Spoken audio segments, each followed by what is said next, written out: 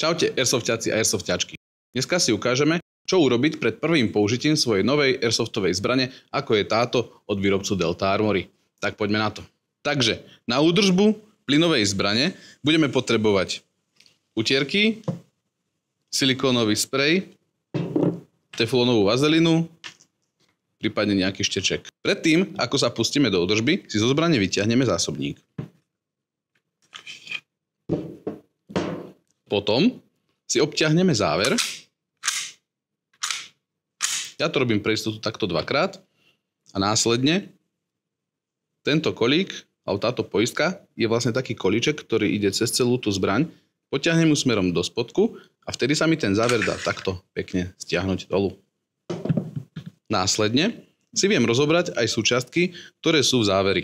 A to vratná pružina, ktorá je tu takto opretá, stačí len trošičku podvihnúť a dá sa pekne vyťahnuť von. Treba dávať ale pozor, aby som nestratil túto vymedzovaciu podložku. Ďalej, viem zo záveru vyťahnuť vonkajšiu hlaveň s vnútornou hlavňou a hĺbkomorou. Takýmto spôsobom. A to by bolo, čo sa týka záveru, asi tak všetko. Predtým, ako zbraň poriadne namažeme, ju najprv musíme vyčistiť, pretože kým sa dostane k nám ako k finálnemu zákazníkovi, do zbrane sa môžu dostať nejaké nečistoty a takisto tá vazelinka, ktorá tam od výroby je, určite môže vyschnúť.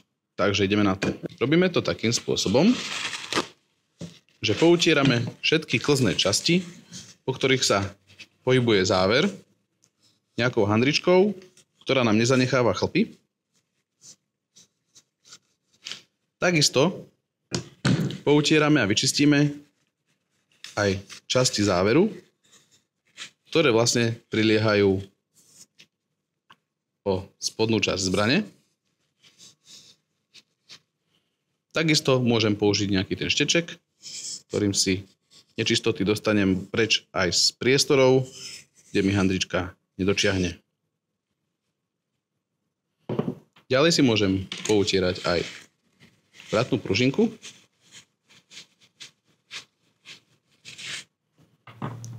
A trošičku si poutieram aj tieto časti vonkajšej hlavne, kde ako máte možnosť vidieť, tá vnútorná hlaveň s hĺbkomorou takto pracuje a pohybuje sa počas funkcie zbrane.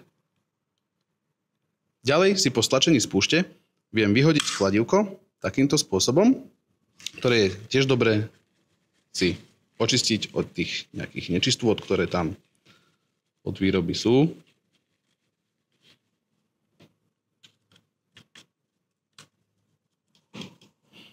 Tak a teraz máme zbraň pripravenú na mazanie. Zbraň je najlepšie namazať teflónovou vazelinou.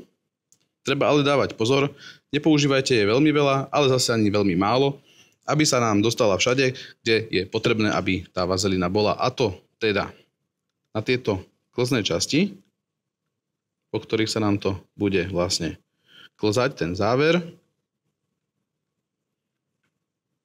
Takisto na časť kladivka, konkrétne na túto pohyblivú časť.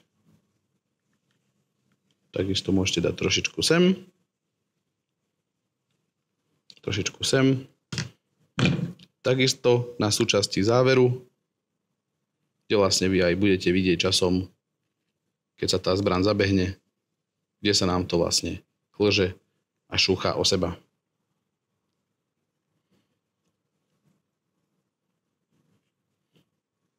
Takisto trošičku môžem namazať aj vratnú pružinu. Na to, aby som tú vazelinu dostal aj do tých častí zbrane, kde sa mi teda prstom nedá, ja väčšinou používam takýto šteček a tú vazelinu si takto pekne rozotriem.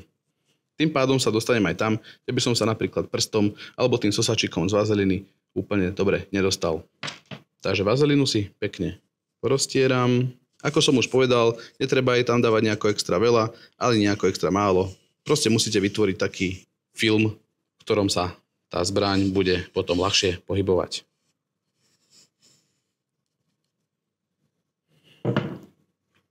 Takisto aj tuto v tejto časti. Trošku to poroztierame aj potom kladivku. A v tých klzniciach, ktoré vlastne sú styčné s tým záverom.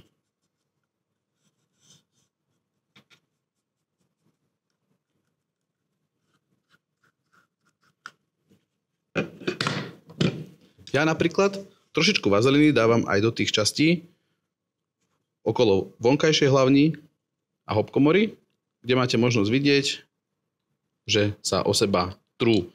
Tým pádom znížime trenie, tá zbraň bude, keďže bude viacej taká akože namazaná, tak bude jednoduchšie behať, nebude sa tam zadrhávať a tým pádom jej funkcionalita bude o mnoho lepšia. Týmto kolieskom sa potom nastavuje hop-up, ak by ste náhodou nevedeli. Keď máme zbraň takýmto spôsobom teflónovou vazelinou namazanú, skontrolujem ešte gumičku hlavy piesnice v tryske. Ako máte možnosť vidieť, tá gumička je veľmi suchá. Treba veľmi malým streknutím, úplne fakt jemnučko stačí, lebo keď tam dáte toho silikónového spreju veľmi veľa, tak vám to bude frkať vlastne ten silikón aj do hlavne a to nechceme. Ale tá gumička, keď je takto suchá, tak tiež tá zbraň nefunguje dobre. Takže fakt len trošičku toho silikónu takto strekneme. Párkrát toho tryskou pohybeme, aby sa nám ten silikónový olej v spreji pekne rozložil po celej tej gumičke. Keď máme zbraň takýmto spôsobom premazanú, môžeme si ju znovu zložiť. Robíme to takým spôsobom, že si najprv vyresetujeme kladívko, a to tak, že ho potiahneme takto dozadu, potom stlačíme tento reset z kladívka a reset z púšte. Tým pádom sa nám kladívko zasekne v tejto zadnej polohe a bude sa nám jednoduchšie nasádzať záver. Záver si zložíme nasledovným spôsobom. Vložíme vonkajšiu hlaveň s vnútornou hlavňou a hopkomorou. Potom následne vložíme vratnú pružinu. Ja to robím takým spôsobom, že vpredu na tej vratnej pružine je takýto plastový zámok a v ňom je takýto otvor. Tým otvorom si to nasmerujem smerom hore a tým pádom sa mi to jednoduchšie natlačí a tá pružina mi tam pekne vloží. Treba ale dávať pozor, aby som tú pružinu nemal nejako takto krivo. Treba to čo najlepšie zarovnať a tým pádom ten záver sa nám na tú zbraň určite podarí nasadiť oveľa jednoduchšie. Tak, keď už to máme nachystané, ostáva nám už len natiahnuť záver na zbraň. Potiahnem si ho do tejto zadnej polohy a skontrolujem si poistku vpredu.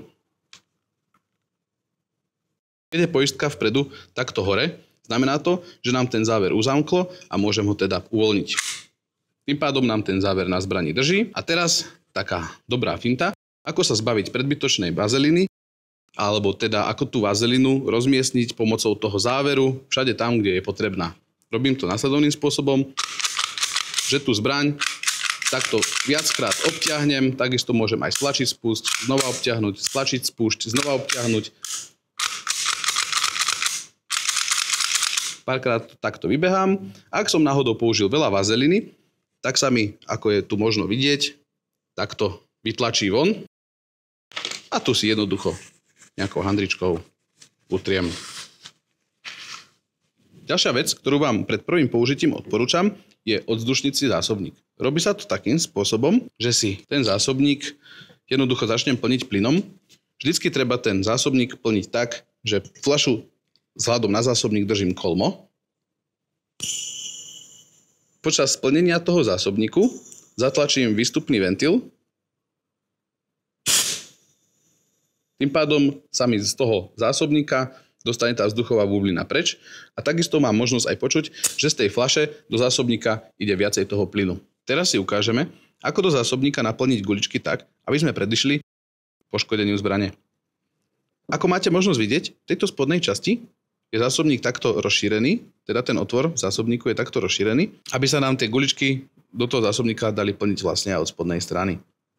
Robím to nasledovným spôsobom, že si tlačný jazdec zásobníka potiahnem do spodnej strany, priložím plničku s guličkami a následným spôsobom si tie guličky do toho zásobníka dám.